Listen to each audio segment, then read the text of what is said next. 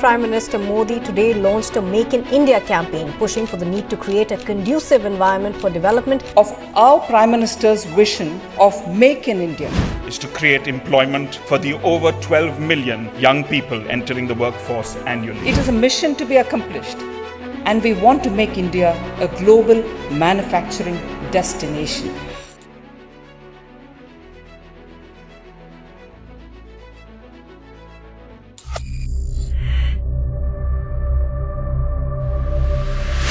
Make in India.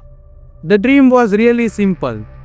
Build more, import less and create millions of jobs. मैं आज विश्व भर में लोगों से कहना चाहता हूं, कम मेक इन इंडिया। दुनिया के किसी भी देश में जाकर के बेचिए, लेकिन निर्माण यहाँ कीजिए, मैन्युफैक्चर यहाँ कीजिए। But 10 years later, the reality looks different. The integration of India into the global economy would have been on a more superior base if this initiative had succeeded. Sadly, the Make in India program never really took off the way it was meant to be. Strongest growing large economy in the world, etc., etc. The fact is the economy is not working for many of our youth. India's share in the global economy, export share, is very minimal. It's just about 1.5%. And therefore, India needs to work hard to penetrate global markets. So we ask, who really gained from all of this? Us or just big companies? Make in India wasn't just a slogan, it was a blueprint. 100 million jobs. That's like promising every person in the Germany a job. A manufacturing boost from 16% to 25% of GDP. We were aiming what China did in 30 years. But faster. 25 sectors were picked, from defense to toys, all marked for transformation on paper. It looked perfect. But turning paper into progress, that's the hard part.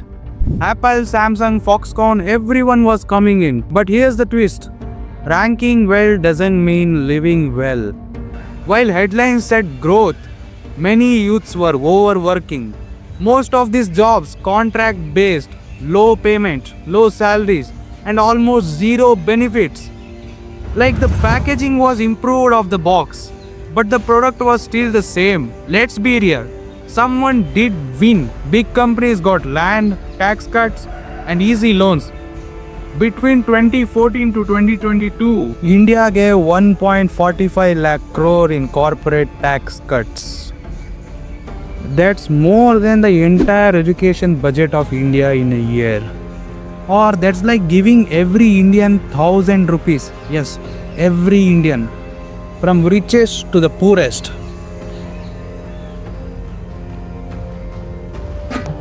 Foxconn got factories. Apple got iPhones made in India. And the youth making them. Most can't even afford what they build.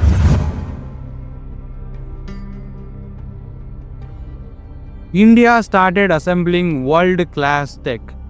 But the workers who made them, who assembled them, are still living in third-class conditions. Here's a shocking survey by Azim Premji University. Wages haven't grown in a decade. Women participation is among the lowest in the world. 70% of the workforce is informal, no contracts, no benefits. Who is responsible for all of this? Let me know in the comments. MSMEs, Micro, Small, Medium Enterprises. These small businesses make up to 90% of India's industry jobs. But GST was a mess. Demonetization broke their backbones. Everyone standing in line to get either their notes exchanged here at the Reserve Bank of India. The queue stretches down the road all the way to the gate. Shortage of cash getting resolved. Queues outside banks and ATMs are also getting shorter. After demonetization, over 5 million jobs were lost in the informal sector within a year. 12 बजे से वर्तमान में जारी 500 रुपए और 1000 रुपए के currency note legal tender नहीं रहेंगे. For example, Kavita ran a small textile shop for 15 years. Demonetization wiped out her savings overnight. GST paperwork made her shut down. Today, her shop is empty, locked, just like our dreams. But here's a positive part. Not everything failed. We became the world's second largest mobile manufacturers. आज बहुत ही ऐतिहासिक दिन है। Samsung ने अपने unit का विस्तार किया है। 12 करोड़ यहाँ मोबाइल फोन बनेंगे। इसलिए इनका 1 साल में प्लांट तैयार हो जाएगा। 5000 करोड़ का इन्वेस्टमेंट है। EV industry is booming. Defense exports has gone up. India's defense export industry has reached a significant milestone. Total military sales touched $2.6 billion. Great, India's defense production is breaking records. Last year, India produced arms and equipment worth over $14 billion. But here's the catch. If all this growth is not helping common people, is this really a growth? बहुत ही ज़्यादा मुश्किल है देखा जाए तो आजकल के दौर में हम लोग ग्रेजुएशन करने के बाद इधर उधर भटकते रहते हैं। Sites like this one have become commonplace in India.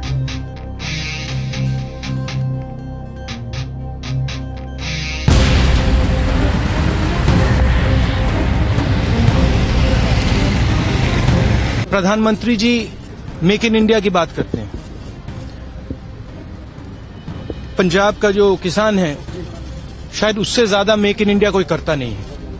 इसने देश को खड़ा किया है। क्या जो गरीब मेक इन इंडिया करता है वो मेक इन इंडिया नहीं होता है, वो मेक इन कुछ और होता है। Maybe Make in India wasn't a scam. It was just an incomplete, great idea. उसको अगर काम में लाना है तो हमें मैन्युफैक्चरिंग की ओर जाना पड़ेगा और इसके लिए हिंदुस्तान की भी पूरी ताकत लगे, लेकिन विश्व की शक्तियों को भी हम दिमकन देते हैं। और इसलिए मैं आज लाल किले की प्राचीर से विश्व भर में लोगों से कहना चाहता हूं, कम मेक इन इंडिया, आइए हिंदुस्तान में निर्माण कीजिए।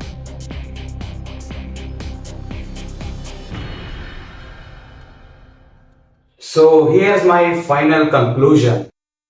Make in India is a powerful move by India.